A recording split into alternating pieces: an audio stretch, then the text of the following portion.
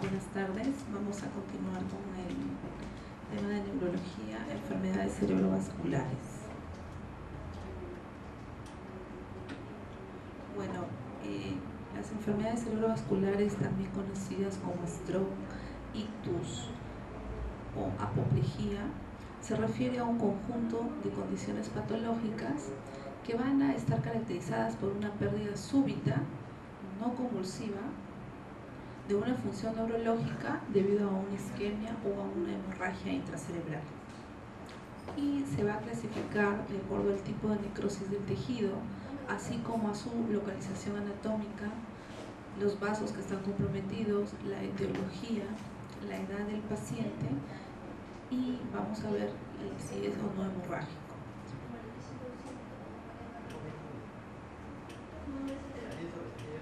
La principal característica de los CVCs es que siempre son de inicio súbito, ¿no? El paciente generalmente se acuesta por las noches y el día siguiente en la mañana ya no se puede levantar o no puede caminar o muchas veces no puede hablar.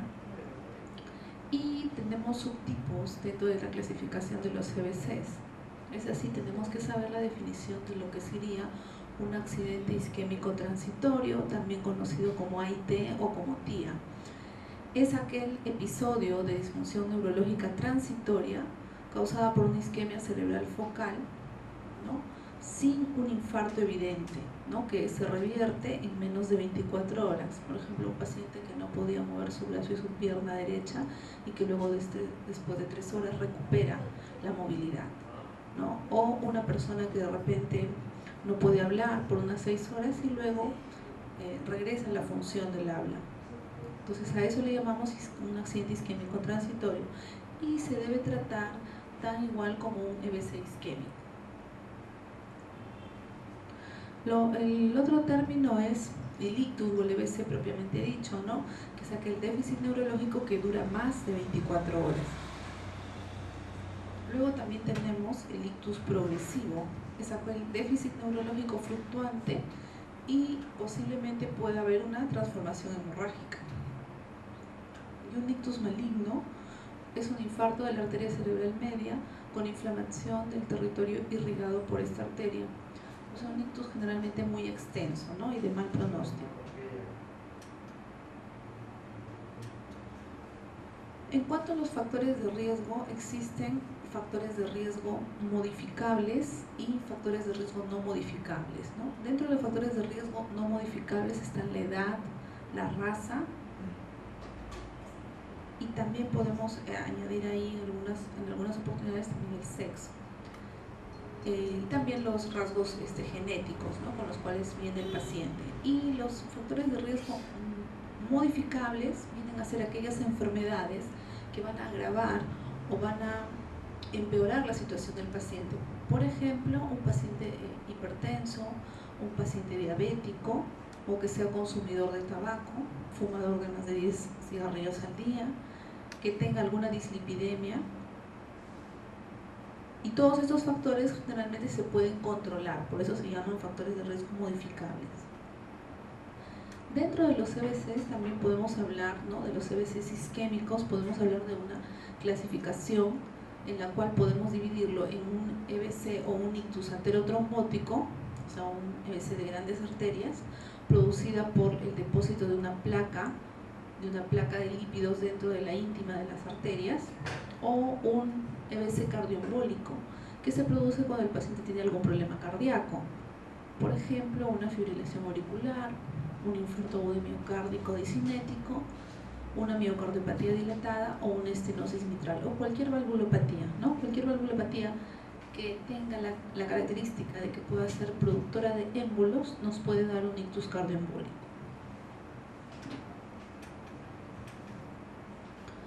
Y también podemos encontrar esta enfermedad en aquellos pacientes jóvenes, ¿no? En jóvenes difiere mucho el enfoque, porque en pacientes jóvenes tenemos que buscar otro tipo de patologías, como por ejemplo una enfermedad cardíaca congénita o anemia, deficiencia de hierro, un síndrome antifosfolipídico, sobre todo si es una paciente mujer, joven, que ha tenido abortos a repetición. tenemos que considerar el síndrome antifosfolipídico y que debuta con un EBC isquémico. Luego también tenemos otras causas que son ya menos frecuentes: resistencia normal de la proteína C activada, déficit de otras proteínas, deficiencia de antiglobulina 3, elevación de lipoproteínas, vasculopatías, ¿no? Aquellos pacientes que debutan con un lupus también pueden presentar un EBC isquémico de novo, o sea, como inicio de la enfermedad. Entonces es nuestra obligación en toda paciente, sobre todo mujeres jóvenes, descartar una enfermedad, ¿no?, del tejido conectivo del colágeno. Tenemos que buscar la causa. Y este es un gráfico en el cual podemos apreciar, ¿no?, de todos los tipos de EBCs, el más frecuente es el isquémico, con el 85%, vemos una hipodensidad de toda la cerebral media derecha, y le sigue en frecuencia los hemorrágicos en un 10%, 10 a 15% reporta la literatura, ¿no?, con una gran hiperdensidad intraparenquimal. Y también el otro subtipo de los hemorrágicos es la hemorragia subaracnoidea.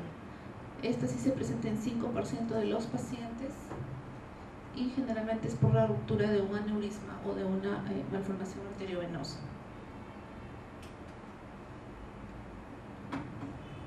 Luego podemos también verificar la causa o la etiología del EBC isquémico cuando el trombo o la lesión proviene de grandes vasos, de una enfermedad carotidia embolígena, de una enfermedad del arco aórtico, de una enfermedad cardíaca embolígena, de un estado protrombótico, por ejemplo aquellos pacientes que tienen una válvula artificial, de un trombo del ventrículo izquierdo, de alguna enfermedad valvular, pacientes con fibrilación auricular también, enfermedad carotidia obstructiva y enfermedad de pequeños vasos intracraneales, también conocida como lipohialinosis.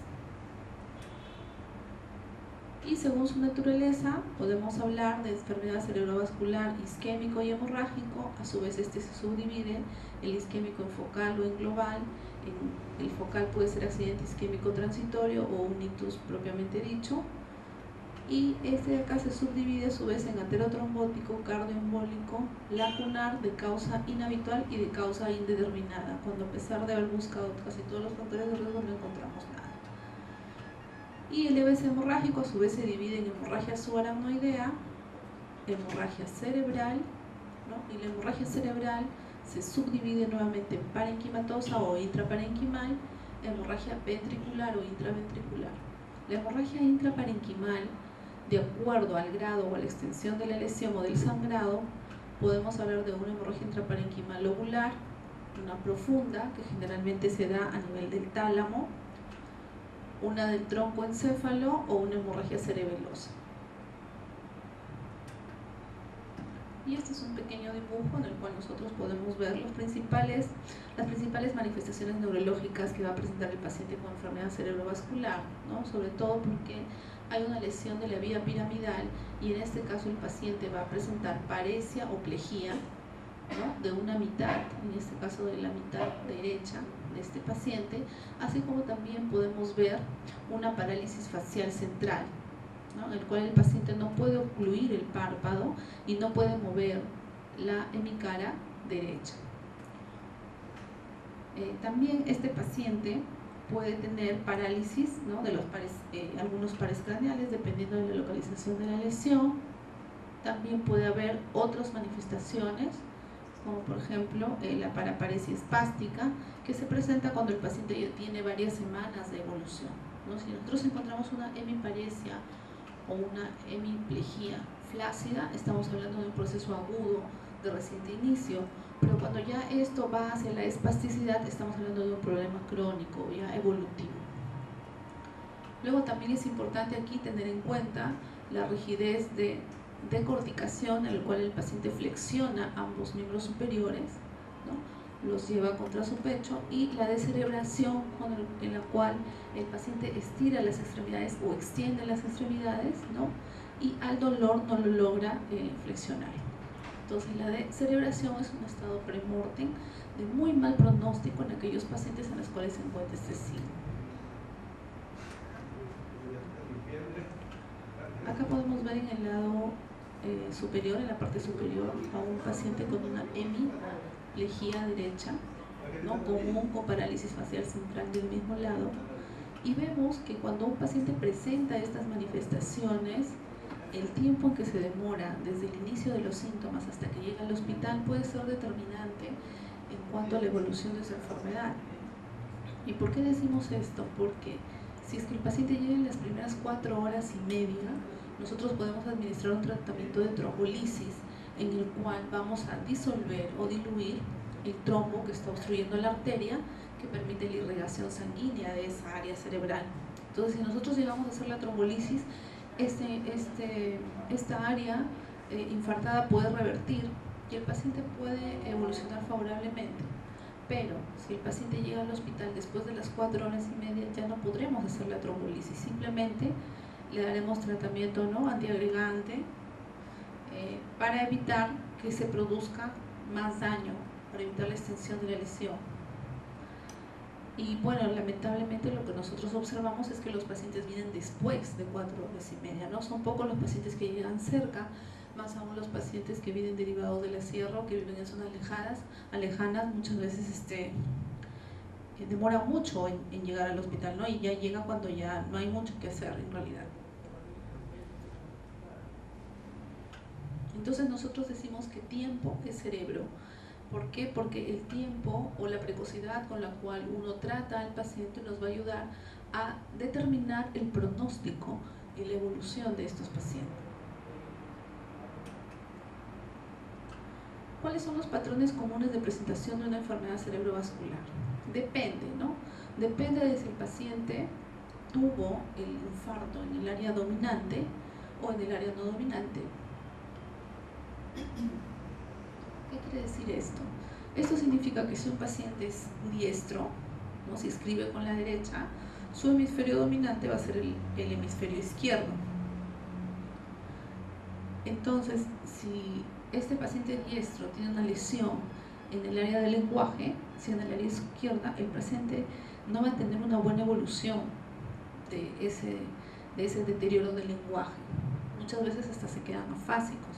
¿Por qué? Porque ese hemisferio es el área que domina las funciones nerviosas superiores en ese paciente. Entonces, si un paciente tiene una lesión del hemisferio dominante, va a estar afásico, o sea, no va a poder hablar, va a tener su hemiparesia, ¿no?, su trastorno del déficit, va a tener su hemihipoestesia, o sea, una disminución de la sensibilidad del mismo lado, con una negligencia espacial derecha, que no va a poder ver hacia el lado derecho, y así sucesivamente, ¿no? En cambio, cuando un paciente tiene una lesión en un hemisferio no dominante, por ejemplo, si yo soy diestra y me da mi infarto cerebral en el lado derecho, del mismo lado, entonces no voy a tener el problema del lenguaje, solamente tendré el déficit motor. Y si es que en caso tuviese el déficit del lenguaje, la evolución va a ser mucho mejor porque tengo el lóbulo dominante que puede suplir ese déficit del lenguaje. Entonces la evolución será mucho mejor si el paciente tiene la lesión en el hemisferio no dominante. En cuanto a los patrones comunes de presentación de un EBC, ya sea que estemos hablando de un infarto cerebral de un territorio profundo, puede ser talámico o de los ganglios basales, o un infarto a nivel de tronco del encéfalo, ya sea mesencéfalo, protuberancia, o puente de Barolio o bulborraquídeo. Entonces, cuando nosotros hablamos de una lesión a este nivel, podremos encontrar una hemiparesia motora pura, una hemipoestesia, ¿no?, disartria, puede también haber hemiparesia, marcha atáxica.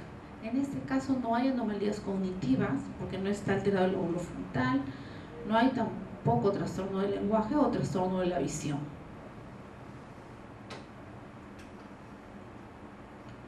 Ahora vamos a hacer una pequeña correlación o un cuadro comparativo, podemos llamarlo así, cuando la lesión se encuentra a nivel troncal o cuando la lesión se encuentra a nivel del cerebelo. Como nosotros sabemos, en el tronco cerebral se encuentran las principales estructuras que tienen que ver con funciones asociadas a la vida, ¿no?, como por ejemplo la respiración, ¿no?, la temperatura, el centro termorregulador también está ahí, los principales pares craneales. La mayoría de los núcleos de los pares craneales van a nacer del tronco del encéfalo. Y a nivel del bulbo también tenemos el trastorno del noveno, el décimo, el onceavo, el doceavo, que también tienen que ver con la deglución. Entonces, cuando nosotros tenemos una lesión a nivel del tronco del encéfalo, estamos hablando de una hemiparesia, de una hemianestesia, generalmente pueden ser de los 4 miembros. Pueden haber signos alternos o signos cruzados. ¿Qué quiere decir eso? Que un déficit de una mano, de la mano derecha con la pierna izquierda, por ejemplo, ¿no? Es raro, pero también puede haber. Alteración de la mirada conjugada.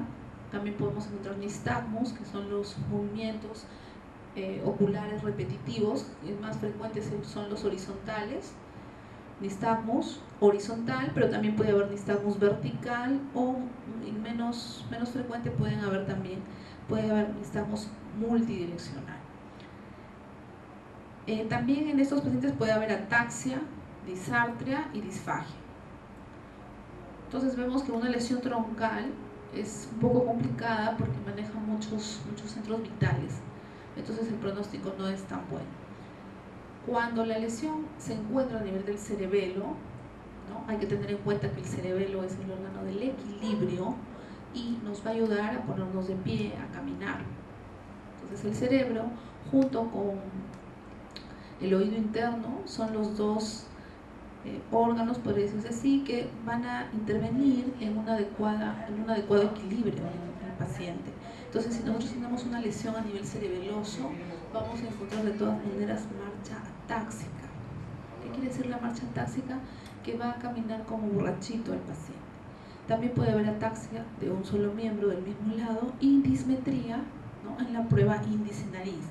Cuando le pedimos que haga la coordinación de que estire su dedo y lo toque con la punta de su nariz, ¿no?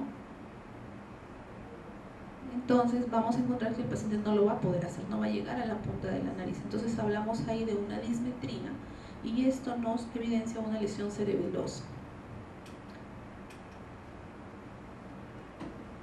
En cuanto a las enfermedades vasculares cerebrales, podemos hablar también de síndromes vasculares de acuerdo al territorio cerebral afectado. Por ejemplo, podemos encontrar, ¿no? Cuando es una lesión de la arteria carótida interna, una amaurosis fugaz, ¿no? Sobre todo si la lesión es a nivel del lóbulo occipital, también de la cerebral anterior, también podemos encontrar hemiparesia y hemipoestesia contralateral crural, ¿no? Apraxia de la marcha, incontinencia urinaria.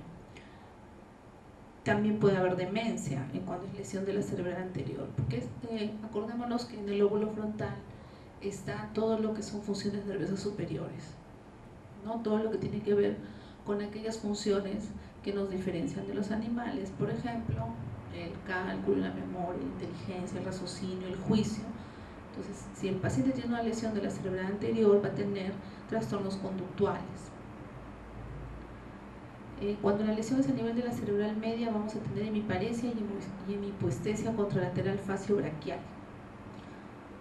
Y de acuerdo a la extensión de la lesión, puede hallarse alguna de las variedades de afasia, ya sea de Broca, cuando el paciente no puede articular una palabra, pero sí no se entiende, la afasia de Wernicke, en el cual el paciente no comprende, pero sí domina, puede hablar incoherencias, pero habla, o una afasia global, cuando es una combinación de ambas.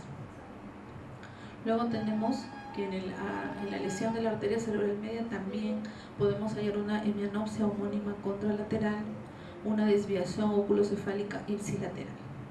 Cuando es una lesión de la coroidea anterior, hemiparesia y hemipoestesia contralateral. Y tampoco no hay afasia.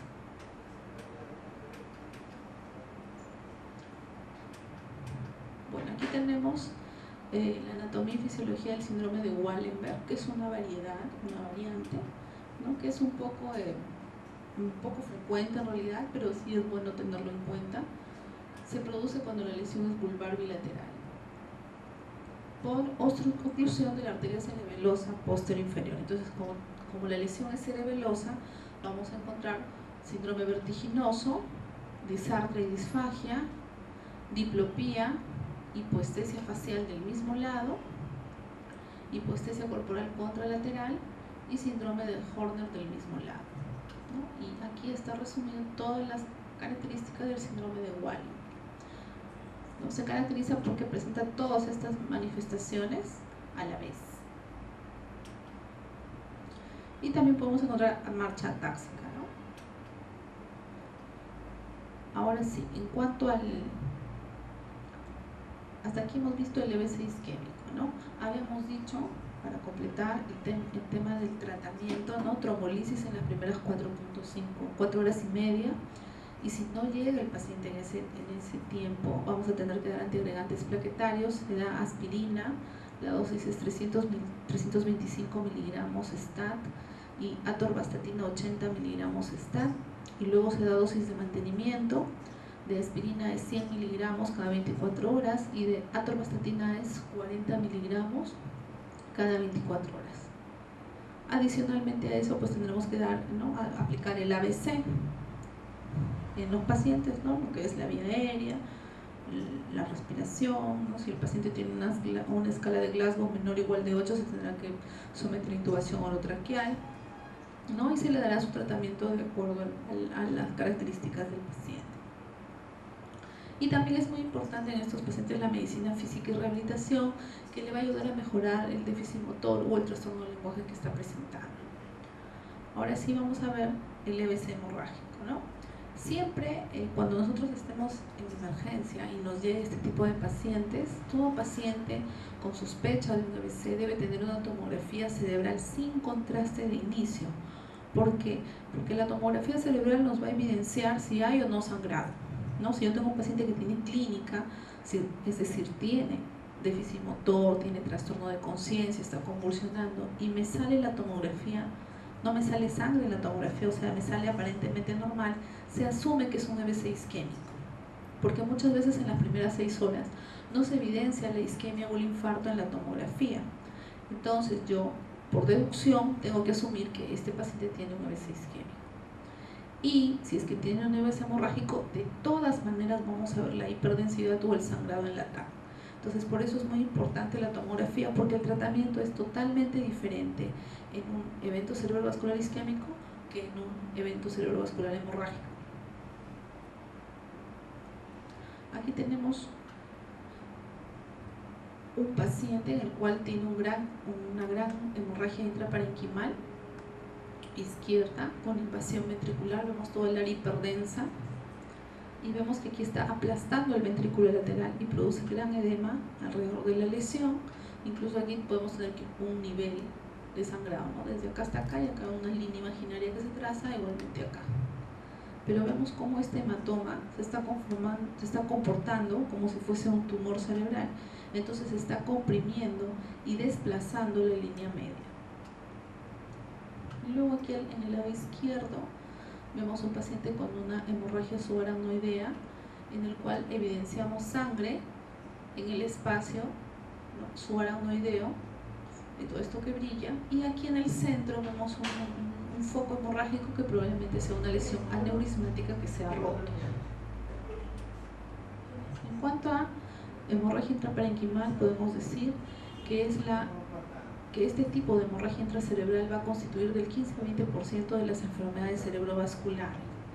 Es el ictus con peor pronóstico funcional y vital. El principal factor de riesgo de la hemorragia intraparenquimal es la hipertensión arterial mal controlada, sobre todo. Podemos definirla como una extravasación de sangre dentro de la cavidad craneal, secundaria a la ruptura de un vaso sanguíneo, arterial o venoso, por diversos mecanismos. Las principales manifestaciones clínicas como ya habíamos dicho, en los EBCs es una sintomatología de inicio súbito que alcanza su intensidad máxima en las primeras 24 horas con un empeoramiento gradual, sobre todo al nivel de conciencia. Síntomas de déficit neurológico focal, signos y síntomas globales como cefaleas, náuseas, vómitos, alteración del estado mental. Muchas veces también el paciente llega con agitación psicomotriz y alteración de los signos vitales. Bueno, el tratamiento, ya habíamos dicho, en primer lugar tenemos que estar seguros del diagnóstico, tenemos que hacer la tomografía cerebral simple o sin contraste. Luego que ya tenemos la imagen y evidenciamos el sangrado, Ahí vamos a tener que iniciar nuestro tratamiento médico, ¿no? Estabilización del paciente, protección de las vías aéreas, control de los signos vitales, evaluación del estado neurológico. Podemos usar alguna escala conocida, puede ser la escala de Glasgow, la escala canadiense, la escala de Nice, etc. Determinación de la causa de la hemorragia, ¿no? ¿Qué pasó en este paciente? ¿Cuál fue la causa por la cual hizo este sangrado? Y generalmente usamos la escala de coma de Glasgow, en la cual va a evaluar 3 parámetros, ¿no? La apertura ocular, la respuesta verbal y la respuesta motora. Cuando nosotros hablamos de apertura ocular, podemos obtenerla, ¿no? Llamando al paciente por su nombre, le pedimos que abra los ojos, el paciente lo abre, es una apertura espontánea, vale 4 puntos. Si lo hace a la orden verbal, entonces si el paciente está dormido y uno tiene que hablarle un poco fuerte para que se despierte y lo hagas, valdrá 3 puntos. Si es al dolor con un peñiscón, valdrá 2 puntos, y si el paciente no responde, será 1 punto. En cuanto a la respuesta verbal, si el paciente está orientado y conversando, 5 puntos. Si el paciente está desorientado y hablando de repente incoherencias, 4 puntos. Si el paciente está hablando palabras inapropiadas, o sea, lisuras, insultos, podemos decir que son 3 puntos. Si el paciente emite sonidos incomprensibles como quejidos, monosílabos, estaremos hablando de 2 puntos. Y si no hay ninguna respuesta, será 1 punto. Si hablamos de mejor respuesta motora a una orden verbal, si el paciente obedece, 6 puntos. Si aplicamos un estímulo doloroso para que el paciente responda, depende si es que localiza el dolor. Por ejemplo, si yo le peñizco la tetilla y el paciente coge mi mano, está localizando el dolor, entonces son 5 puntos. Si el paciente retira y flexiona el miembro superior, 4 puntos, ¿no? Retira y flexiona, pero no logra localizar el dolor, esos son 4 puntos. Si hay una flexión anormal ante el estímulo doloroso, estaremos hablando de una rigidez de decorticación. Y si hay una extensión de los miembros, estaremos hablando de una rigidez de descerebración, que vale 2 puntos. Y por último, si no responde, valdrá 1 punto. Cabe resaltar que esta escala de Glasgow es una escala neuroquirúrgica que se usó, ¿no?, en los tiempos de guerra para hacer un mejor triaje de los pacientes. Pero no es una escala que nos va a dar el diagnóstico, solamente nos sirve para ver en qué condiciones entra el paciente y cómo va a ser su evolución. Yo le hago el Glasgow al ingreso y le hago el Glasgow al día siguiente para ver si ha mejorado o no su escala, ¿no? Es para ver evolución del paciente, pero no nos da ningún diagnóstico. El total va de 3 a 15 puntos.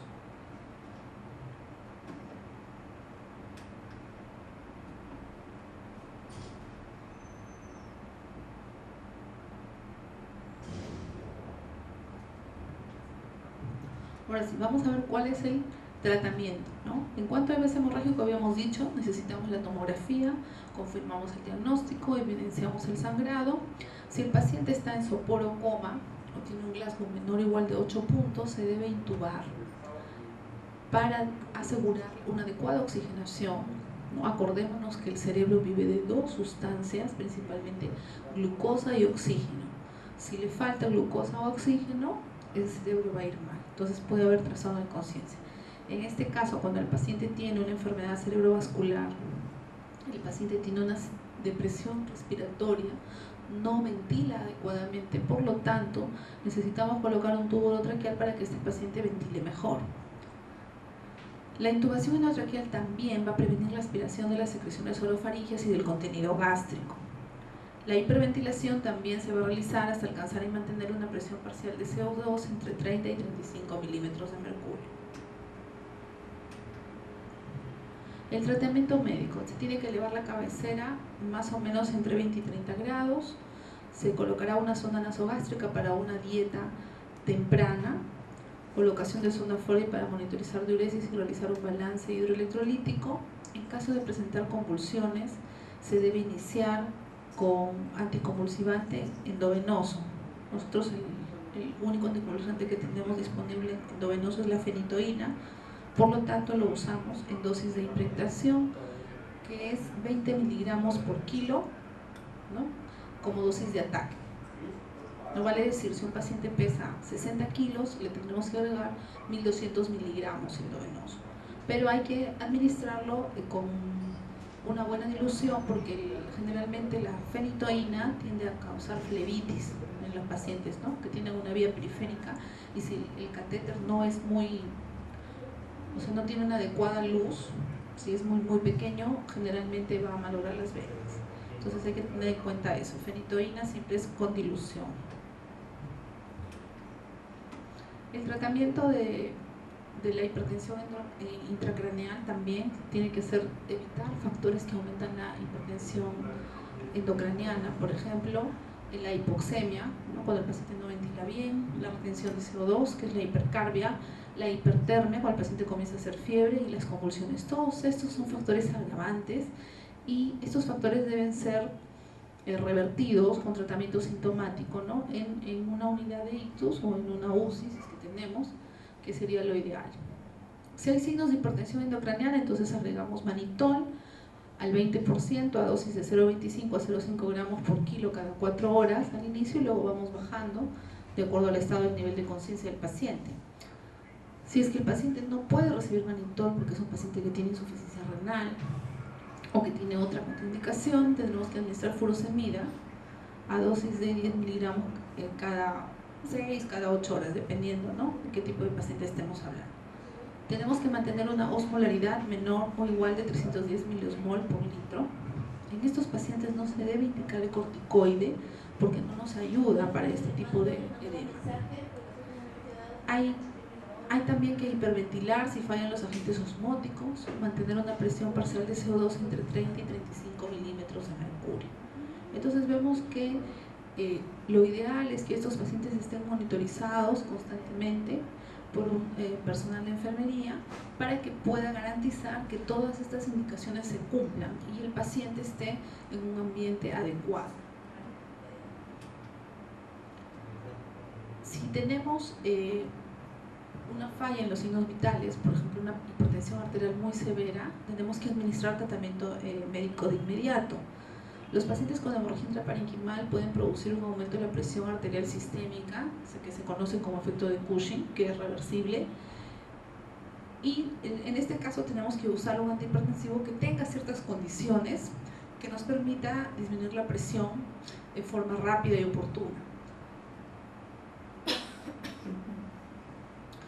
El antihipertensivo ideal es uno de acción corta, que sea fácil de dosificar y que no aumente la presión intracraneana o cause una vasodilatación.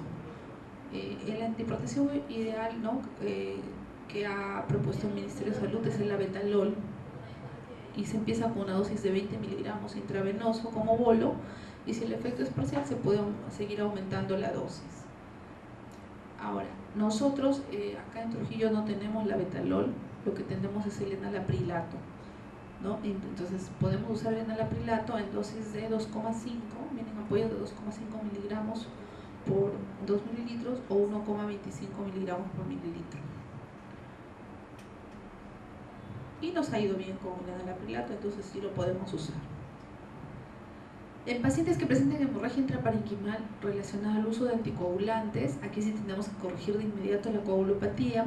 Si es necesario administrar plasma fresco, o si necesita plaquetas, administraremos plaquetas de acuerdo a la patología que tenga, ¿no?, a la coagulopatía que el paciente presente.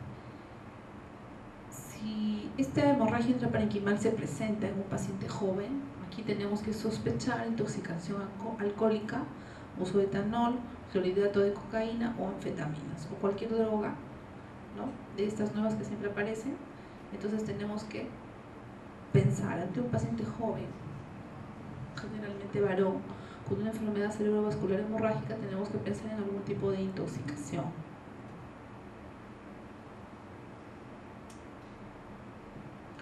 Ahora, ¿cuándo es recomendable el tratamiento quirúrgico para un AVC hemorrágico?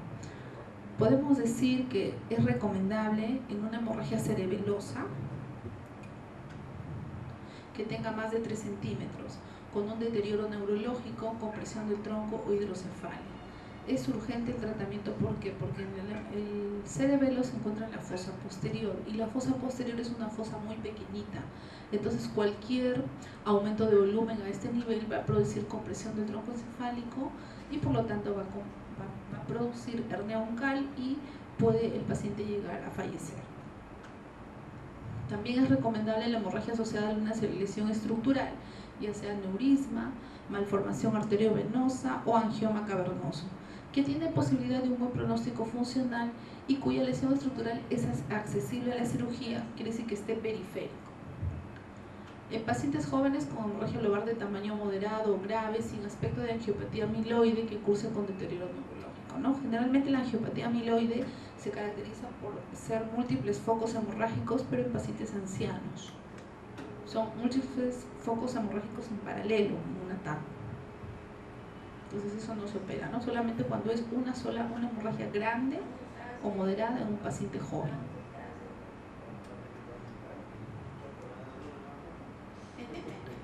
Y cuando no recomendamos cirugía. No recomendamos cirugía en el EBS hemorrágico en pacientes con hemorragias menores de 10 mililitros o un déficit neurológico mínimo, en pacientes con un Glasgow de 3 o 4, es un paciente que ya está en estado premortem, valorar si es una hemorragia cerebelosa. Generalmente no se opera cuando entra el paciente con este Glasgow porque no va a despertar con la cirugía. Si el paciente entra a sala de operaciones con este Glasgow, probablemente no tolere la anestesia. Entonces, no vale la pena, ¿no? Someterlo a un estrés o a una náusea de la cual el paciente pues no va a salir bien librado. Entonces, cuando tenemos hemorragias profundas también no es recomendable. ¿Por qué? Porque si el cirujano va a tocar estructuras muy profundas, va a dañar mucho parénquima en ese camino, ¿no? Hasta lograr encontrar la hemorragia que está profunda. Entonces, en estas hemorragias es preferible solamente administrar tratamiento médico.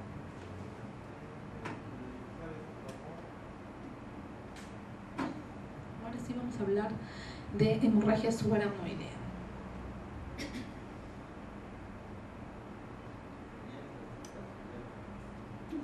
Bueno, la hemorragia subaracnoidea es el otro tipo de EBS hemorrágico que se caracteriza por una extravasación de sangre en el espacio subaracnoideo por la ruptura de un vaso sanguíneo o cualquier hemorragia cerebral que se extiende a dicho espacio. Vale recordar que esta hemorragia se produce por la ruptura de un vaso que tiene ya una anomalía congénita preexistente, quiere decir que el paciente ya ha nacido con esa lesión, sino que tiene que haber una anoxia o un esfuerzo físico muy intenso que provoque que ese vaso se rompa. La prevalencia es de 1 por cada 10.000 personas, es poco frecuente, representa el 5 a 10% de los CVCs. La causa más frecuente es el traumatismo, ¿no? Los accidentes de tránsito provocan hemorragia subaracnoidea postraumática. El 80 a 90% de las hemorragias subaracnoideas espontáneas, o sea, las no traumáticas, que es de la que estamos hablando en este momento, son secundarias a la ruptura de un aneurisma intracraneal. Aquí tenemos una tomografía en la cual, bueno, tiene una hemorragia subaracnoidea que es tanto el sangrado y tanto el edema que no se nota muy bien el sangrado, pero vemos acá con un edema difuso en todo el cerebro, e incluso el sangrado se ha ido hacia el ventrículo lateral, ¿no? Y acá vemos una hiperdensidad también difusa y un poquito se ha pasado hacia el otro lado. Entonces en este caso es una hemorragia subaracnoidea difusa, hemorragia subaracnoidea con invasión intraventricular. ¿Cuáles son las manifestaciones clínicas? ¿Qué nos dice el paciente que viene por una hemorragia subaracnoidea?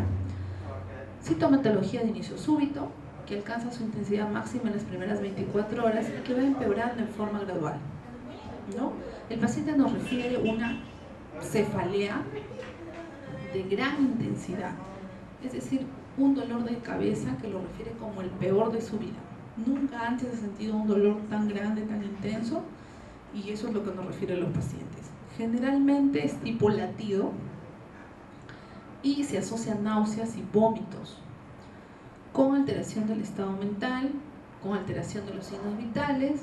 Muchas veces el paciente viene solamente con agitación psicomotriz, hablando X cosas, y entonces tenemos que sospechar que este paciente tiene un problema, el cual es que el aneurisma se está rompiendo. por eso es que le duele tanto la cabeza. Y siempre acompañado de rigidez de nuca. Entonces, si yo tengo cefalea, náuseas, vómitos, ¿no?, trastorno de conciencia y rigidez de nuca, estoy hablando de hemorragia subaracnoidea. Pero a la vez, si yo encuentro cefaleas, náuseas, vómitos, alteración del estado de conciencia, rigidez de nuca y fiebre, entonces ahí estamos hablando de una meningoencefalitis, ¿no? La fiebre ya nos cambia o nos guía a que el problema que está sucediendo en este momento es una meningitis. Pero si tiene todo esto, sin fiebre, hablamos de hemorragia subaracnoidea. Y hay unas escalas que nos permiten valorar o hablar de una forma, digamos, uniforme para clasificar a estos pacientes. Entonces tenemos la escala clínica de Hahn y Hess. La escala clínica de Hahn y Hess nos dice que pueden haber 5 grados y que el grado 1 se caracteriza por ausencia de síntomas, una cefalea leve o rigidez de nuca leve, ¿no?, paciente casi asintomático. El grado 2, una cefalea moderada a grave, con una rigidez de nuca, parecia de pares craneales. El grado 3 nos dice que tiene obnubilación, confusión y un leve déficit motor. El Hahn y Hess 4, el paciente ya está en estupor, con hemiparesia moderada a grave, con rigidez de descerebración temprana o trastornos neurovegetativos, que quiere decir que no controla frecuencia cardíaca, no controla pulso, no controla temperatura. Y el grado 5, el paciente solo presenta coma y rigidez de descerebración. Entonces, ¿nos sirve para qué? Para determinar qué pacientes pueden ir a cirugía. Un paciente puede entrar a cirugía hasta un Hahn y Hess 3.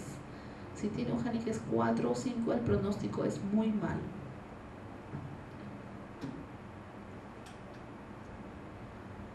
Y en cuanto a la neuroimagen, al igual que en el EBC isquémico y en el hemorrágico, en la neuroimagen podemos encontrar una hiperdensidad en el espacio subaracnoideo, o sea, vemos áreas blanquecinas. En la resonancia hiperintensidades en la secuencia T2 y en la secuencia FLAIR en el espacio subaracnoideo. Y si en la neuroimagen nosotros no vemos nada de repente porque son muy pocas horas de evolución de la enfermedad, entonces tendremos que hacer una punción lumbar para ver la presencia o no de hematíes crenados. Y solamente se debe realizar cuando la neuroimagen es negativa y el paciente persiste con las molestias.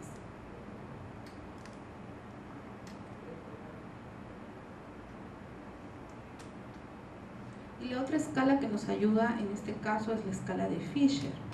La escala de Fisher nos dice que puede haber un grado 1, ¿no?, en la tomografía, que quiere decir que no se detecta sangre, no se ve nada.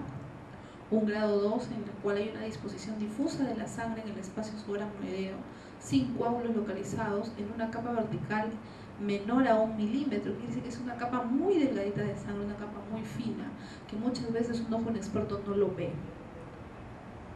El grado 3 son coágulos localizados en el espacio subaracnoideo o una capa vertical de sangre, pero ya es mayor a 1 milímetro, mayor o igual a 1 milímetro, o sea que sí se va a ver.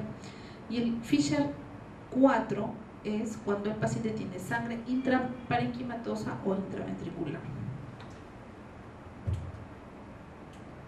En este caso, este pacientito sería un Fisher 4, ¿no?, porque ya tenemos subaracnoidea más intraventricular, o sea, mal pronóstico.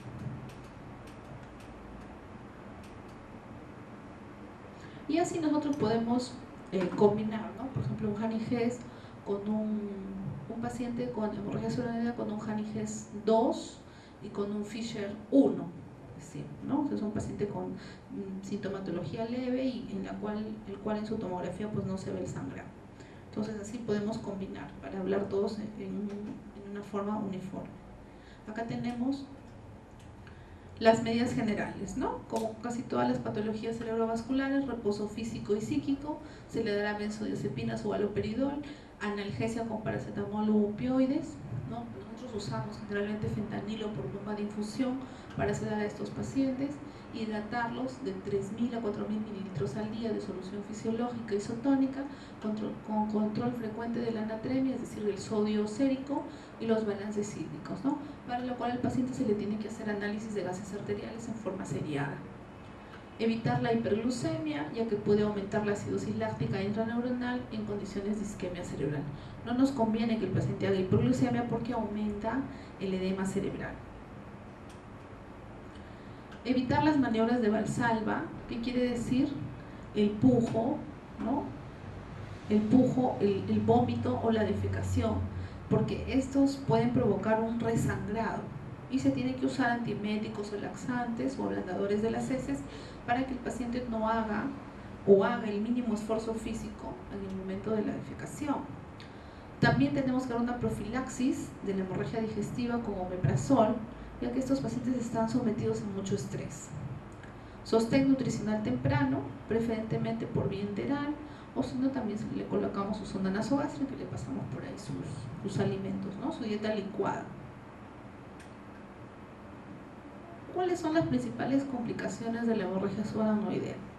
Generalmente el paciente con esta patología, cuando es un debut, es decir, cuando es un sangrado por primera vez, el paciente puede ir de forma, digamos, estable. Generalmente este paciente va a fallecer por las complicaciones de esa hemorragia. ¿Y cuáles son las principales complicaciones? Primero el resangrado, después el vasoespasmo y tercero la hidrocefalia. Cuando el paciente presenta el resangrado, nosotros tenemos que tener en cuenta que ya el pronóstico no va a ser tan bueno, ¿no? Como que si fuese un debut o un primer sangrado. Entonces, en este caso se indica la cirugía precoz. Todo paciente en el cual nosotros hemos detectado un aneurisma y ya sabemos que dónde está la lesión, qué tipo de aneurisma es, un aneurisma saccular, un aneurisma, ¿no?, que tiene su base. Entonces tenemos que derivarlo para cirugía. ¿Cuál es el objetivo? La exclusión del aneurisma para evitar el resangrado, ¿no?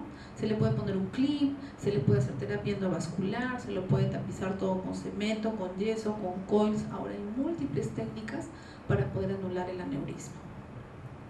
Y generalmente se propugna, o es lo mejor, la terapia endovascular, que es de primera elección, con centros de suficiente experiencia y con personal neuroquirúrgico capacitado, con un seguimiento angiográfico al menos durante 2 años. La cirugía precoz, aquellos que tienen menos de 72 horas, disminuye el riesgo de resangrado. No se indica cirugía en pacientes con situación clínica desfavorable, sobre todo aquellos que tengan una escala de Hanniges 4 y 5. La otra complicación que tenemos es el vasoespasmo, ¿no? Nimodipino por 3 semanas, por vía oral 360 miligramos por día, o sea 60 miligramos cada 4 horas, le podemos pasar por sonda nasogástrica, o por vía endovenosa es 3 microgramos por kilo por hora en infusión continua, regulando según las cifras de presión arterial.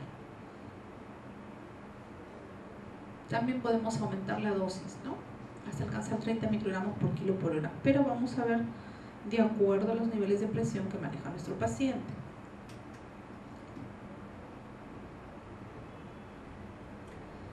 Para la otra complicación, que vendría a ser la hidrocefalia, tenemos que hacer un drenaje de derivación ventrículo-peritoneal. ¿Qué quiere decir esto? Que se tiene que colocar una válvula para disminuir el líquido que está acumulado a nivel intraventricular. En pacientes que tengan deterioro clínico evidente y que tengan un estudio de neuroimagen compatible con una hidrocefalia, se tiene que ir a sala de operaciones para colocarle su válvula. Entonces, concluyendo, la hemorragia subaracnoidea por ruptura de un aneurisma intracraneal se asocia a una alta morbilidad y mortalidad. El 50% de los pacientes mueren durante los primeros 6 meses. El pronóstico a largo plazo del 50% restante es muy variable, aunque en general se considera que la mitad quedará con un déficit neurológico permanente como una secuela. Bueno, esta es la parte de enfermedad cerebrovascular. Un momentito.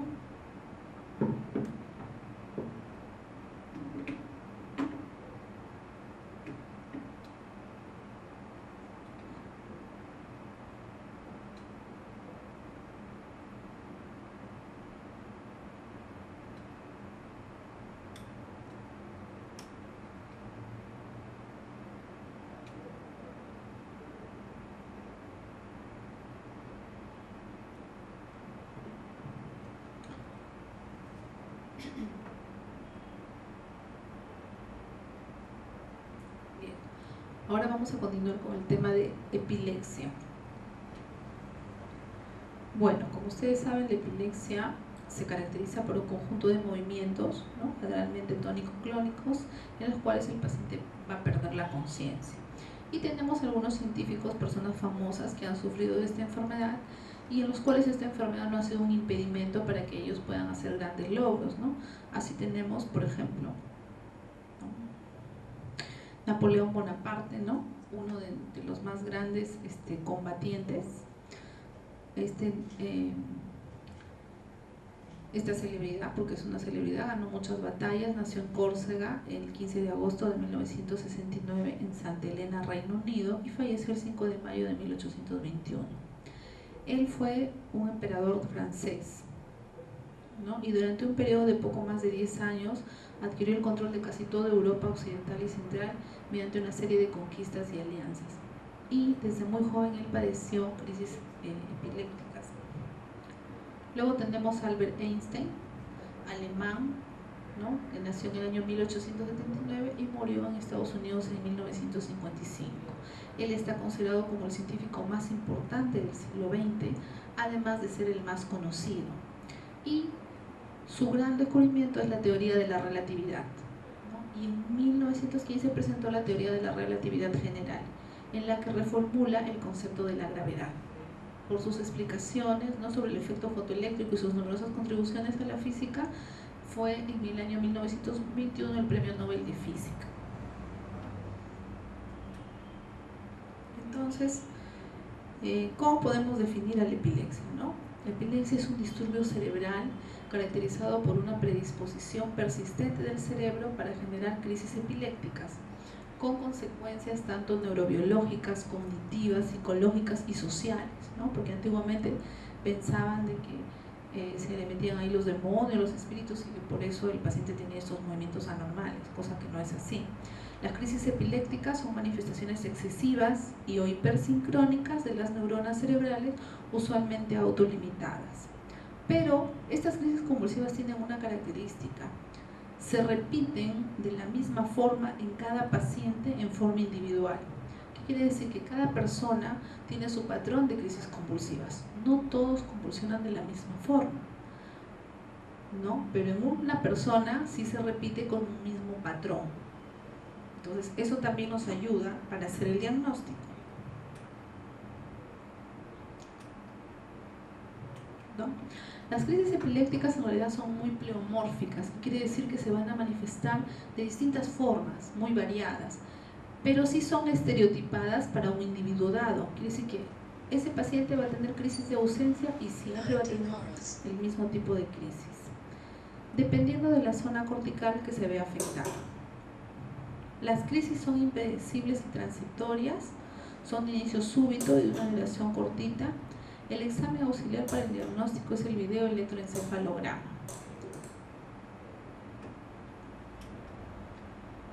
Vamos a ver la clasificación del ILAE de 1981, que todavía sigue vigente. Tenemos las crisis epilépticas, pueden ser parciales o también conocidas como focales y generalizadas. ¿Qué hace la diferencia? Hace la diferencia la pérdida de conciencia. Cuando yo tengo un paciente con un movimiento involuntario de un miembro y sigue conversando, sigue hablando normal, estamos hablando de epilepsia parcial. Y cuando el paciente tiene movimientos involuntarios más pérdida de conciencia, estamos hablando de una epilepsia generalizada. Y así, cada una de estas se divide en subtipos. Por ejemplo, las epilepsias parciales se dividen en parciales simples, parciales complejas, secundariamente generalizadas. Y las generalizadas se dividen en crisis de ausencias, mioclónicas, atónicas, tónicas, clónicas o tónico-clónicos, una variedad de semiológica. En cuanto a su clasificación, focales y generalizadas. Las crisis focales se originan en la red neuronal limitada a un hemisferio o subcortical. Las crisis generalizadas se originan en un punto y rápidamente involucran a las redes neuronales distribuidas de forma bilateral, corticales y subcorticales. En cuanto a las crisis motoras, también podemos encontrar una variedad de presentaciones, desde los espasmos epilépticos que se pueden presentar en niños, desde las crisis tónicas en el cual el paciente se estira y se pone rígido, las crisis clónicas en el cual hay movimientos repetitivos, las crisis tónico-clónicas que combinan las dos anteriores, las crisis mioclónicas o movimientos oculares de los movimientos musculares, las crisis versivas, las crisis parciales complejas y las crisis gelásticas o crisis de risa. Y de acuerdo a la localización también lo podemos dividir en epilepsia del lóbulo frontal y epilepsia del lóbulo temporal.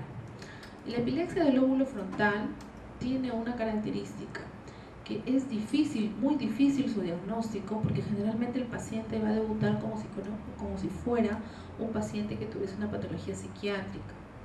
Entonces hay que ser muy acucioso para hacer el diagnóstico. En la epilepsia del lóbulo frontal tenemos que es un desafío tanto en el origen de las crisis como en relación al tratamiento. Es difícil establecer el diagnóstico y se cataloga como pseudocrisis, o sea, como que el paciente está fingiendo su crisis. Síntomas bizarros o atípicos, la mayoría de las crisis se presenta durante el sueño, solamente les da cuando están durmiendo. Se observa una mínima confusión posictal, rápidamente se conecta. División anatómica funcional en la corteza precentral, premotora y prefrontal. O sea, puede ser epilepsia del lóbulo frontal precentral, o también epilepsia del lóbulo frontal premotora o epilepsia del lóbulo frontal prefrontal, de acuerdo a la localización de la lesión. Y luego tenemos la epilepsia del lóbulo temporal, que esta sí es mucho más fácil su diagnóstico y es mucho más, es digamos la epilepsia clásica, ¿no? Mucho más fácil el diagnóstico, por lo tanto también el tratamiento. Tenemos dos subtipos acá, la epilepsia mesial del lóbulo temporal con esclerosis del hipocampo, que se caracteriza por una sensación epigástrica de un dolor en la boca del estómago de forma ascendente, con síntomas autonómicos, o sea, taquicardia, sudoración y síntomas psíquicos, ¿no? Y agitación. Y las epilepsias de la región perisilviana, que tiene que ver con alteración de la conciencia desde el inicio, en el cual el paciente da un tradicional grito, grita, y con una expresión motora de miedo, se pone rígido, duro y finalmente cae al piso. Entonces, esa es la característica epilepsia del lóbulo temporal de la región perisilviana. Ahora, ¿cómo localizar en qué área se encuentra el foco epileptógeno? Por eso es que nosotros indicamos el electroencefalograma para localizar la lesión donde se inicia la descarga de las crisis epilépticas. Y ahora ya se está propugnando el tratamiento quirúrgico, es decir, aquellos pacientes en los cuales tienen una área de descargas eléctricas bien focalizado, que ha sido determinado mediante el encefalograma, nosotros podemos derivarlo para que le hagan una cirugía. Las crisis del lóbulo occipital, con síntomas visuales como alucinaciones, ceguera o ilusiones, oculomotores, desviación tónica de los ojos, nistagmos, apertura y cierre repetitivo de los párpados. Estas crisis del lóbulo occipital son menos frecuentes aún. El tratamiento, bueno, para nosotros dar tratamiento a un paciente que convulsiona, tenemos que evidenciar 2 o más crisis convulsivas. Generalmente una sola convulsión no debe recibir tratamiento médico. ¿Por qué? Porque una persona puede convulsionar porque hizo una hipoglucemia, de repente porque no durmió sus 8 horas o porque tuvo mucho estrés ese día. Entonces, una convulsión única en un paciente puede no necesariamente ser patológica, puede ser hasta normal, pero tenemos que hacerle seguimiento. Si el paciente repite el episodio, ahí sí ya tenemos que iniciar tratamiento con anticonvulsivantes, con antiepilépticos, ¿no? En este caso, los principales antiepilépticos, que aquí les he traído una tabla, tenemos muchos anticonvulsivantes, pero los de primera línea y los que siempre se usan son fenitoína, fenobarbital, carbamazepina, ácido valproico. Luego han aparecido otros fármacos que son mucho más elaborados, que tienen menos efectos adversos, pero el problema es que son un poco más costosos.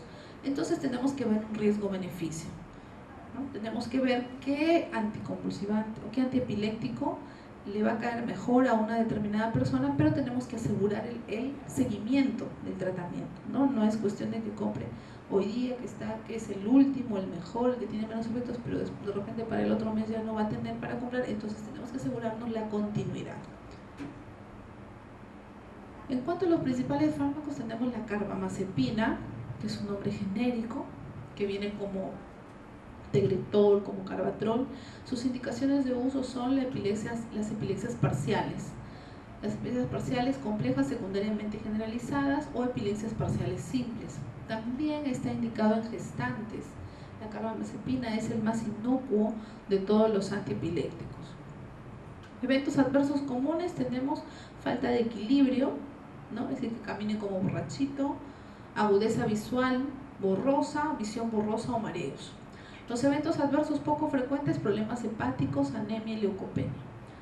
Luego tenemos la fenitoína. La fenitoína, también conocida como Epamin, control de estatus epiléptico convulsivo generalizado. Sobre todo nos ayuda mucho porque viene en la presentación endovenosa y su inicio de acción es muy rápido. Y sus efectos adversos son el nistagmus, los mareos, la somnolencia con ataxia, prurito y parestesias. La fenitoína también puede dar efectos adversos poco frecuentes, pero que tenemos que tener en cuenta, como son un colapso cardiovascular, es decir, un shock, depresión del sistema nervioso central e hipotensión. Pero estos efectos adversos se van a ver cuando el paciente está tomando el medicamento a altas dosis y por un periodo muy prolongado. Luego tenemos el ácido valproico. El ácido valproico, también conocido como Valprox o Valcote, está indicado para las crisis de ausencias, las crisis tónico-clónicas generalizadas. Sus principales efectos adversos son náuseas, vómitos y temblores. Menos frecuentes, problemas hepáticos, anemia, plaquetopenia y caída del cabello.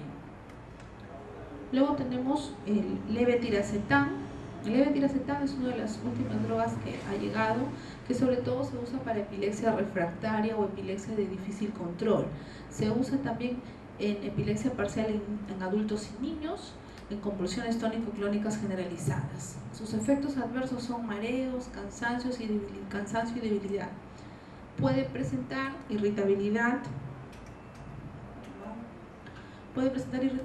visión doble y pérdida del apetito. Lo bueno del levetiracetam es que se puede dar incluso desde lactantes. El clonazepam. El clonazepam, su principal indicación cuando recién se lanzó al mercado era como antiepiléptico, pero ahora se usa más como ansiolítico. Sin embargo, es bueno saber que su uso se indica en combinación con otros fármacos, o sea, no es muy efectivo porque tenemos que dar dosis muy altas y el paciente va a estar durmiendo todo el día. Entonces necesitamos combinarlo con otros fármacos. Nos produce inestabilidad, visión borrosa, mareos y somnolencia. Efectos adversos poco frecuentes, cambios en el comportamiento, mal humor o irritabilidad. Luego tenemos otro fármaco que también nos ayuda mucho, que es la lamotrigina, que viene como como Lafigin, o viene también como Ceften. Son convulsiones parciales simples o complejas que nos pueden dar mareos, náuseas, vómitos, cefalea y temblores. Poco frecuente la erupción cutánea. Luego tenemos el topiramato, Topamax, convulsiones tónico-clónicas generalizadas, el síndrome de Lennox-Gastaut, que se da en niños, produce fatiga, pérdida de memoria, mareos, pérdida de peso. Efectos adversos poco frecuentes, cálculos renales y retención de orina. Ya, entonces, cuando nosotros tenemos un paciente en el cual no ha tomado su medicina en forma adecuada, es un paciente que no es regular, este paciente puede entrar en un estado epiléptico generalizado, que se caracteriza por tener crisis convulsivas a repetición sin mejoría, ¿no?, a pesar del tratamiento. Entonces vamos a ver qué podemos hacer para estos pacientes que vienen con un estatus epiléptico, ¿no? Recurrencia de convulsiones generalizadas, tónico-clónicas, sin recuperación de la conciencia ante crisis. Quiere decir que viene una crisis y el paciente sigue con su somnolencia, con sopor o estupor, y viene otra crisis y así sucesivamente en forma repetitiva. O también se define así a la ocurrencia de una crisis generalizada continua por un periodo mínimo de 10 minutos. ¿Cuál es la clasificación del estatus epiléptico? Tenemos el estatus epiléptico convulsivo y el no convulsivo. El convulsivo generalizado, tónico-clónico, primario y secundaria. El sutil, que tiene poco sintomatología, o oligosintomático, el mioclónico, tónico y clónico. Esas son las más frecuentes. Luego tenemos el síndrome epiléptico convulsivo parcial simple, somatomotor, postural motor o epilepsia parcial continua. Luego el síndrome epiléptico no convulsivo, que dice sin movimientos involuntarios. Tenemos el generalizada con crisis de ausencia, que generalmente se ve en niños, ¿no? Como el espasmo del sollozo o del lactante. El síndrome epiléptico no convulsivo parcial, simple, somatosensitivo, sensorial, autonómico, psíquico, disfásico, motor inhibitorio. Luego tenemos la etiología del estado epiléptico, epilepsia previa, modificación del tratamiento con fármacos antiepilépticos, abuso o deprivación de alcohol. El alcohol también puede desencadenar un estado epiléptico generalizado, sobre todo en un paciente que ya tiene un diagnóstico de epilepsia previa, y una infección intercurrente también, deprivación del sueño, embarazo y parto. Un síndrome epiléptico de novo, o sea, un debut de estatus epiléptico. Ahí tenemos que buscar una enfermedad neurológica sistémica, una infección febril en niños, ¿no? Que puede ser la causa del estatus epiléptico, una infección aguda del sistema nervioso central, meningitis o encefalitis también producen estatus epiléptico, una enfermedad vascular cerebral, un traumatismo cráneoencefálico, abstinencia de tóxicos, alcohol o fármacos, intoxicación por algunos fármacos, como por ejemplo la isoniazida, los tricíclicos, los neurolépticos, la cocaína, etc. Patología estructural del sistema nervioso central, como un tumor o un absceso, también lo puede hacer convulsionar. El paciente puede entrar en un estatus epiléptico, alteraciones metabólicas también, radioterapia, contrastes intravenosos como una reacción adversa poco frecuente, y también los idiopáticos, ¿no? Los cuales no tenemos la causa. Bueno, este cuadrito es para ver cuáles son las manifestaciones, ¿no? O cómo es la fisiopatología de estos pacientes. Tenemos en primer lugar a la izquierda dos recuadros, una fase inicial y una fase tardía. En la fase inicial el paciente puede tener contracciones musculares, alteración del sistema nervioso autónomo e incremento de las demandas metabólicas cerebrales, aumento de consumo de oxígeno y de glucosa. Las contracciones musculares van a producir hipoventilación, hipoxia, hipercapnia, acidosis láctica y rhabdomiolisis. Y las alteraciones del sistema nervioso autónomo, hipertensión, taquicardia, hiperglucemia, leucocitosis, sudoración, secreción bronquial, hipersalivación. El incremento de las demandas metabólicas cerebrales, como el aumento del consumo de oxígeno y glucosa, produce un aumento del flujo sanguíneo cerebral con el consiguiente edema cerebral. Y todo esto nos va a llevar a una segunda fase en la cual va a haber disminución de las resistencias vasculares con una vasodilatación cerebral, por lo tanto edema cerebral vasogénico. Por acá tenemos hipotensión e hipoxia tisular con las complicaciones sistémicas respiratorias, cardíacas, renales, o sea, una disfunción multiorgánica. Y también tenemos el fallo de la autorregulación con hipoxia cerebral. Todos estos mecanismos van a producir una lesión común, que es la lesión neuronal. Y acordémonos que la lesión neuronal o la muerte neuronal es definitiva. No hay vuelta atrás. Cuando una neurona muere, ya eso es irreversible. Entonces hay una lesión neuronal y por lo tanto puede haber una despolarización neuronal continua con liberación de neurotransmisores, y esta actividad eléctrica anormal es la que va a provocar el estatus epiléptico.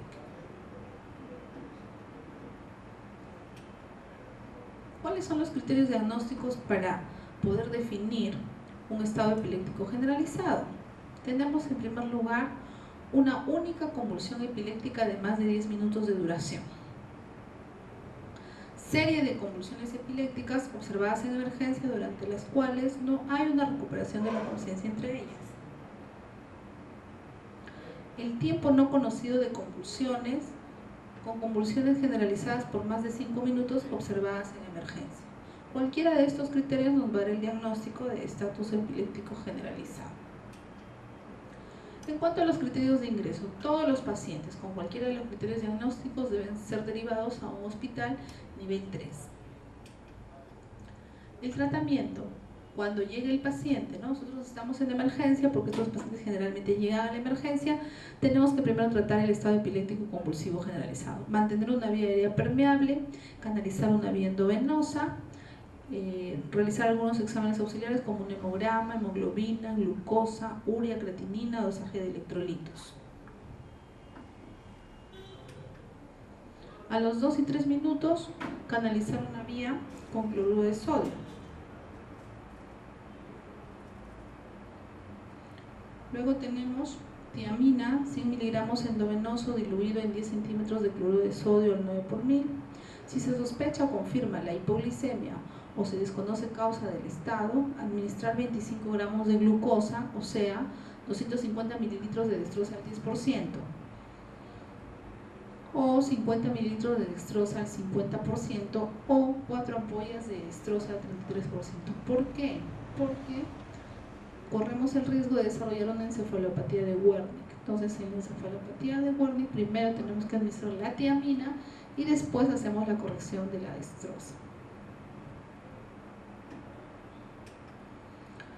Luego, en los 5 minutos, ¿no? Ya vamos 5 minutos y el paciente sigue convulsionando, entonces tendremos que agregar diazepam endovenoso.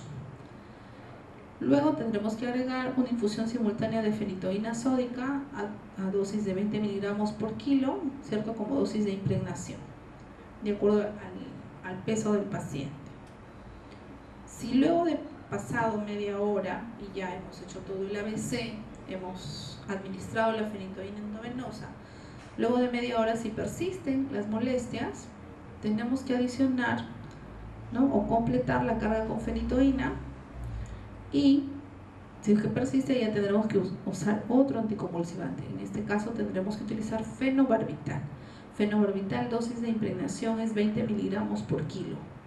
O, por ejemplo, para un paciente de 60 kilos, dice 6 ampollas de 200 miligramos diluidos en cloruro. Y pasar en 15 a 20 minutos. Si a pesar de que ya al paciente le dimos fenitoína, le dimos fenobarbital y siguen las convulsiones, entonces tenemos que buscar un apoyo ventilatorio, hacemos una interconsulta UCI, se intuba el paciente e iniciamos el midazolam por infusión a dosis de 0,3 miligramos por kilo, seguido de infusión de 0,1 a 0,4 miligramos por kilo por hora, en pacientes de 60 kilos. Entonces tenemos que ya usar una sedación.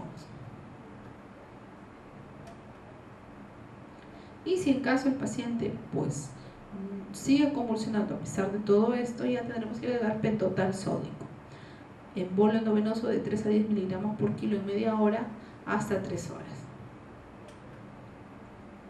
Concomitante a ello también tenemos que tener en cuenta que todo paciente que convulsiona hace un edema cerebral secundario a la hipoxia que está teniendo a nivel central. Entonces tendremos que dar antiedema cerebral, tratar alteraciones metabólicas y factor etiológico, tratar las consecuencias del estado epiléptico como hipoglucemia, acidosis, hipernatremia o hipotensión. Entonces tenemos que corregir todos aquellos factores que ayuden o agraven, ¿no?, a nuestro paciente. Los criterios de alta, pues remisión de convulsiones y recuperación del estado de conciencia.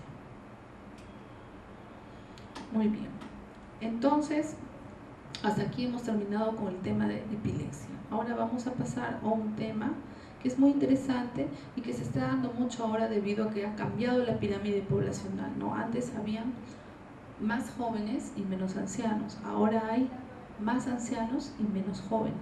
Entonces las demencias están aumentando porque se ha invertido la pirámide poblacional.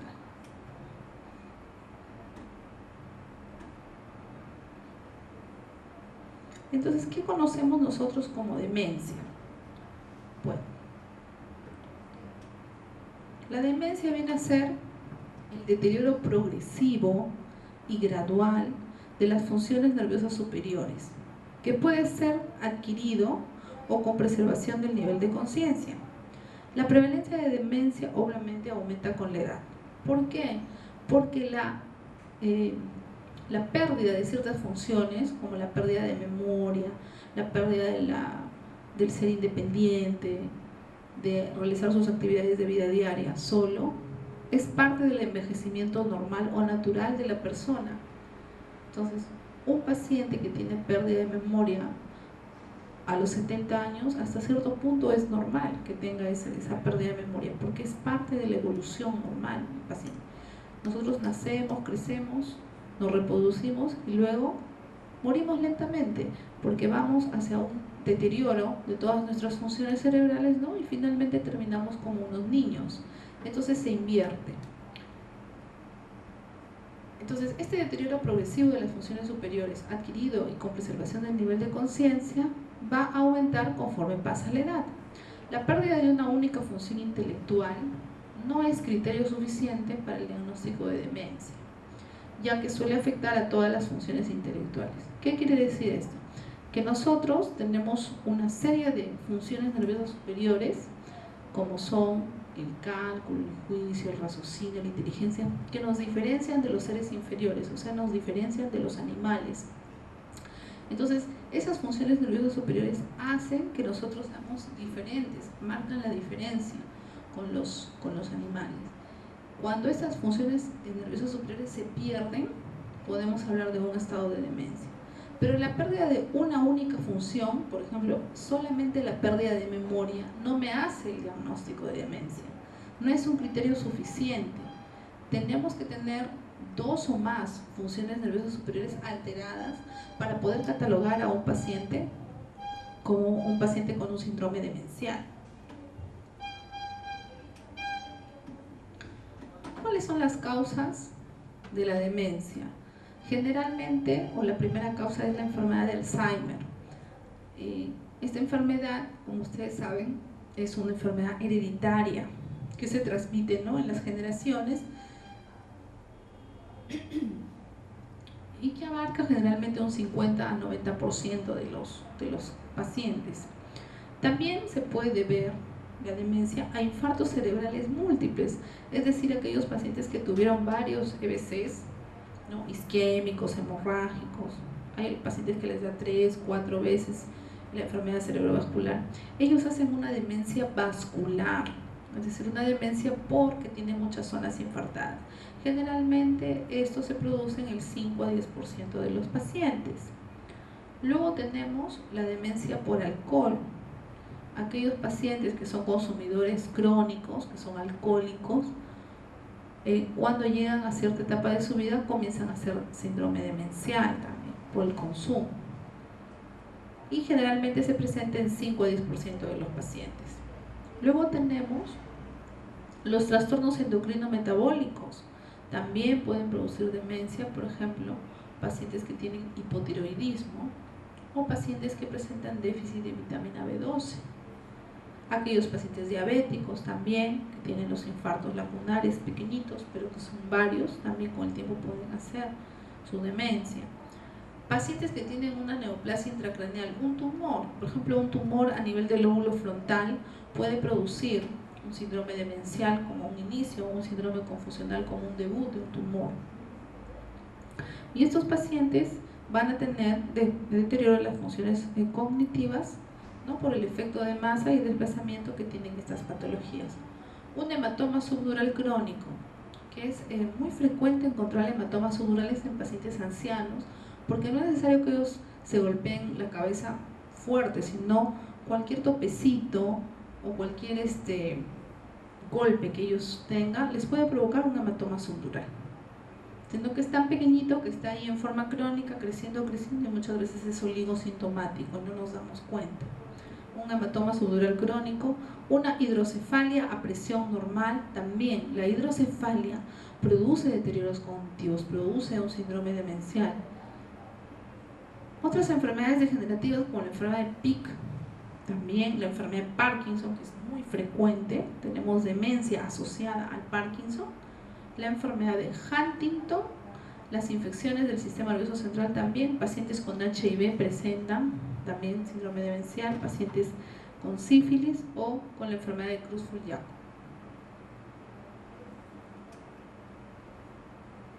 Vamos a ver la correlación anatomoclínica en las demencias.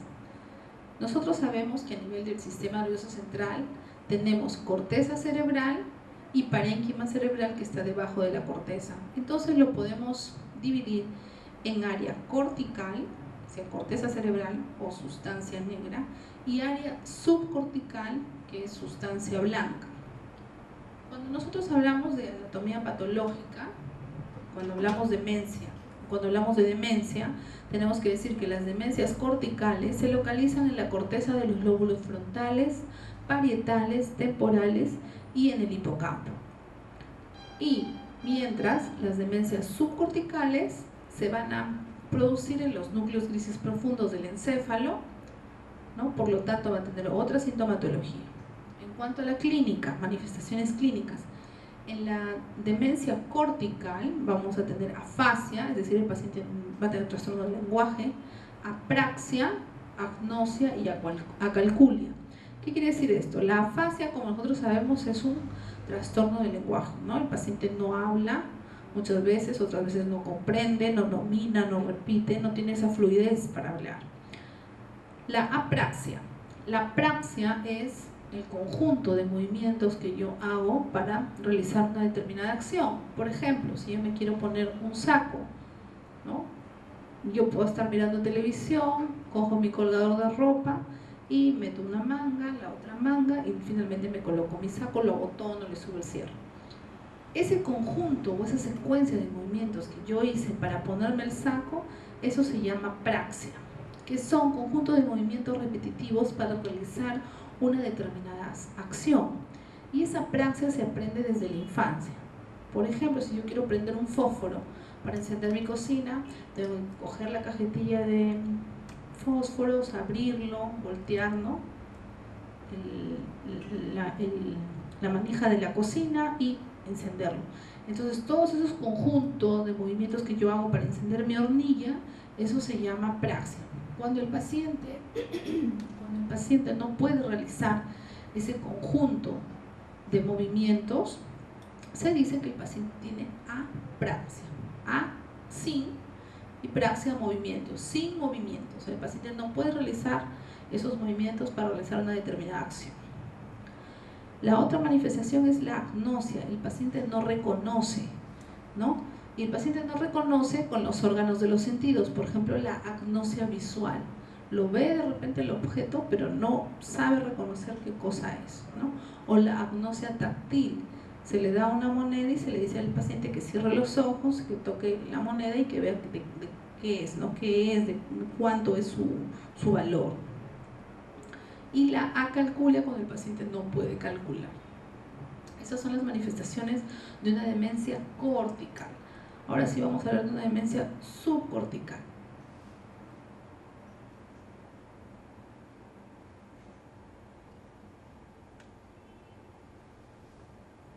Cuando hablamos de demencia subcortical, tenemos que tener en cuenta que sus manifestaciones clínicas son diferentes de las manifestaciones corticales.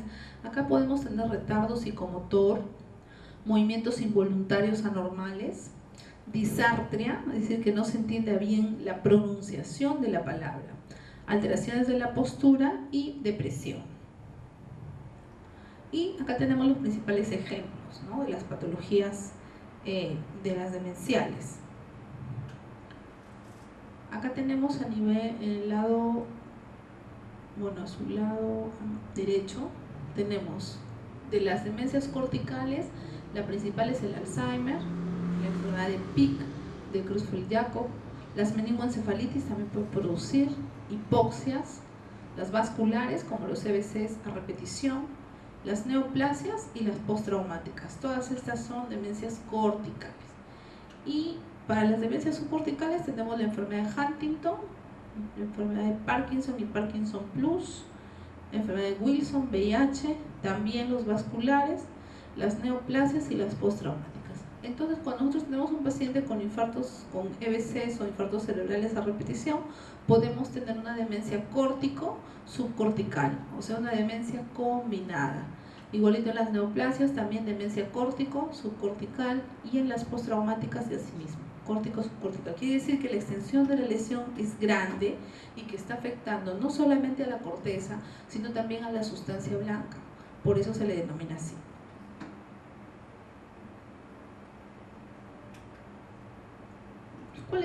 ¿Cuáles son los criterios diagnósticos? ¿Cuándo yo puedo decir que un paciente tiene un diagnóstico de demencia? En este caso, tengo que hacer una anamnesis, o sea, una adecuada historia clínica, ver cómo ha sido la historia de su familia, cómo ha sido la vejez de los padres, si es que todavía viven o no, de los hermanos. Entonces eso nos va a dar un patrón de más o menos cómo va a ser la evolución de este paciente. Los estudios neuropsicológicos, como el Mini-Mental Test, que nos sirve mucho para dar una puntuación, es una escala en la cual nosotros le hacemos al paciente una serie de preguntas y le agregamos un puntaje, y nos sirve también para ver evolución del paciente.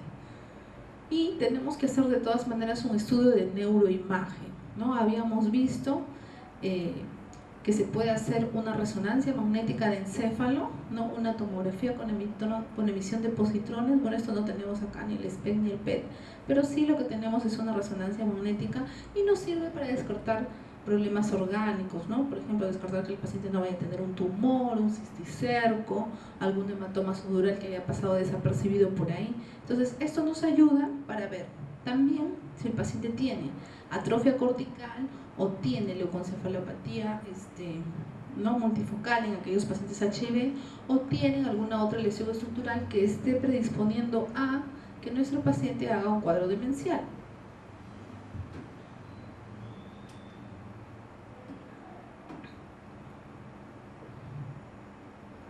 Y aquí tenemos el Mini-Mental Test. Tenemos una muestra, ¿no? Nosotros podemos preguntarle al paciente en cuatro áreas, ¿no? Primero, la orientación. Le preguntaremos al paciente en qué año estamos, si sabe en qué estación, la fecha, el día de la semana y el mes en el cual estamos. ¿Cuál es su nación, su religión, su ciudad, su hospital y en qué piso se encuentra? Entonces, la orientación nos va a dar un máximo de 10 puntos. Luego vamos a ver ahora la rememoración. Le decimos al paciente, nombre 3 objetos. Por ejemplo, qué sé yo, silla, televisor y foco. Pregúntele después al paciente, ¿no? Yo le digo, silla, televisor y foco. Y el paciente me contesta, silla, televisor y foco. Repetir los objetos otras veces hasta que los aprenda, ¿no? Porque muchas veces el paciente no los aprende, se olvida. Atención y cálculo. Debe deletrear al revés una palabra de 5 letras. Por ejemplo, la palabra lápiz. Entonces tendría que decir S-I-P-A-L. O se le pide que enumere los 7 primeros números, deteniéndolo en el número 5. Se le puede pedir también al paciente que repita. Por ejemplo, preguntar los 3 objetos nombrados antes. Y también se le tiene que evaluar finalmente el lenguaje, ¿no? Le pedimos señale un lápiz. El paciente debe nombrar ese objeto. El paciente debe repetir palabras sencillas como no, siempre, cuando o pero. Dar al paciente las siguientes órdenes. Dar 3 indicaciones. Por ejemplo, tome un papel con la mano derecha, doble el papel por la mitad, ponga el papel en el suelo. El paciente debe escribir una frase a su gusto, que tenga sentido. Y el paciente debe copiar con ángulos y cuadrángulos de intersección 2 pentágonos dibujados. Eso generalmente es lo más difícil, ¿no? A veces no lo pueden hacer. Y esto me da un total de 30 puntos.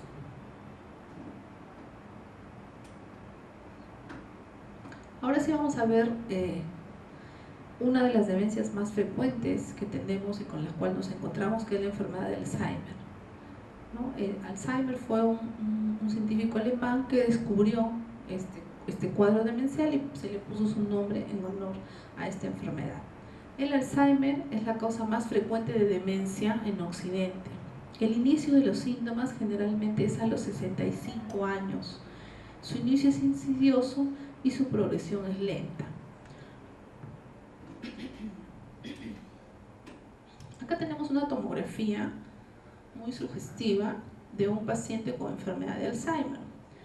Entonces acá tenemos una atrofia cortical, ¿no? Vemos cómo están bien marcados los surcos cerebrales. Y acá vemos unas zonas oscuras. Estas zonas oscuras quiere decir que están vacías y el cerebro está bastante retraído.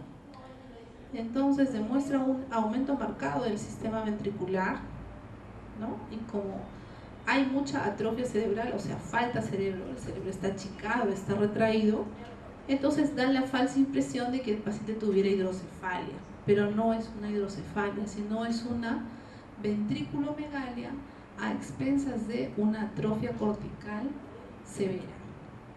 ¿Ya? Entonces hay que saber diferenciar. En este caso es una ventriculomegalia secundaria a una atrofia cortical. Las fisuras de Silvio y las astas temporales están más severamente afectadas, ¿no? Acá se ve mejor. ¿Cómo hacemos el diagnóstico de la enfermedad de Alzheimer?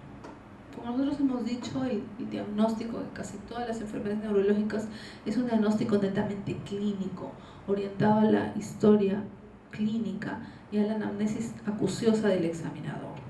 Las lesiones histológicas típicas de la enfermedad que se han podido encontrar en las pocas necropsias que se ha podido realizar de estos pacientes nos dicen que se encuentran depósitos intracelulares de proteína T hiperfosforilada y las placas de beta amiloide, que son características de esta enfermedad.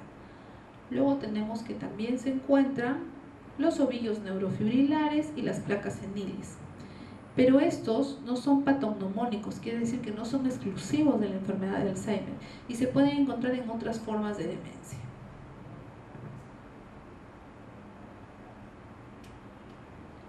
En cuanto a la genética y los factores de riesgo, bueno, la edad es el principal factor de riesgo para el desarrollo de la enfermedad de Alzheimer. O sea, a mayor edad, mayor riesgo.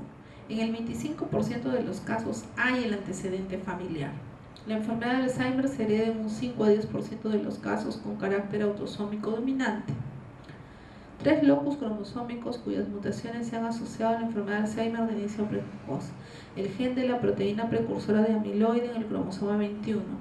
El gen de la presenilina 1 en el cromosoma 14. El gen de la presenilina 2 en el cromosoma 1. Estos genes son los que se han asociado, ¿no?, a la enfermedad de Alzheimer. En cuanto a las manifestaciones clínicas, es una enfermedad muy insidiosa, muy lenta, ¿no?, que progresa en forma gradual, con una evolución de 8 a 10 años desde el inicio o desde el diagnóstico de la enfermedad hasta la muerte. Hay un periodo preclínico caracterizado por errores muy puntuales de la memoria sin que existan otros déficits. O sea, la pérdida de memoria puede ser un debut de la enfermedad de Alzheimer, pero hay que ser muy acuciosos para poder hacer el diagnóstico en estadio preclínico. Luego, la alteración de la memoria reciente y de la capacidad de aprendizaje con el paso del tiempo, pérdida de memoria remota. Pérdida de memoria reciente se refiere a cuando el paciente se olvida, por ejemplo, dónde dejó sus llaves, ¿no? A veces va a salir y dice, ¿dónde están mis llaves? ¿Dónde lo dejé? No se acuerda. O a veces se olvidan dónde guardaron su dinero y piensan que los familiares les están robando. No se acuerdan dónde escondieron su dinero. Entonces, esos son pérdida de memoria reciente, es decir, de cosas que recién han pasado hoy, ayer, anteayer. Y cuando nosotros hablamos de pérdida de memoria remota, estamos hablando de los recuerdos, por ejemplo, de la infancia o de la juventud que tienen estos pacientes.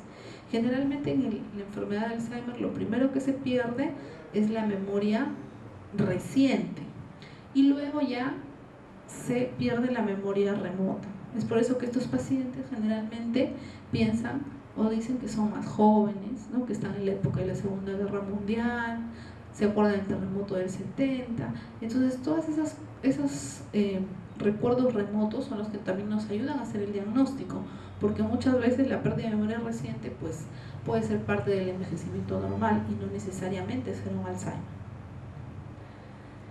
Alteración del lenguaje, ¿no? El paciente no habla bien, no pronuncia bien. Pérdida de interés por las relaciones sociales, ¿no? Quiere estar solo en la casa, encerrado, no quiere salir. Abulia, así sin voluntad, puede presentar agitación psicomotriz en forma episódica y puede tener algunas veces conductas desinhibitorias.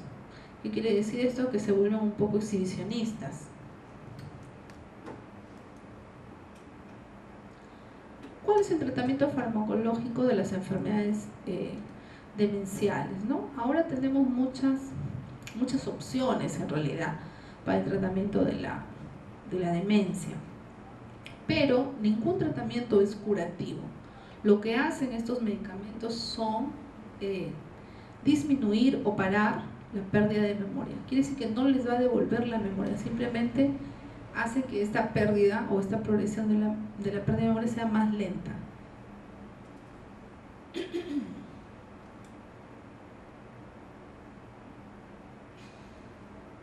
Bueno, tenemos en este caso principalmente los inhibidores de la acetilcolinesterasa, ¿no? Ellos van a evitar la progresión de la enfermedad. En primer lugar está la tacrina, que no tenemos nosotros en disposición, pero sí el donepezilo. El donepezilo viene de 10 miligramos y se da 1 a 2 tabletas al día. Luego también tenemos la ribastimina, que viene en parches, y la galantamina.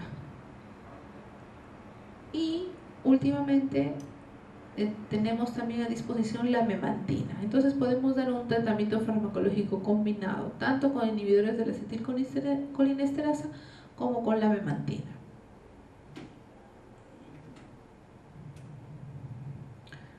Ya está. Gracias.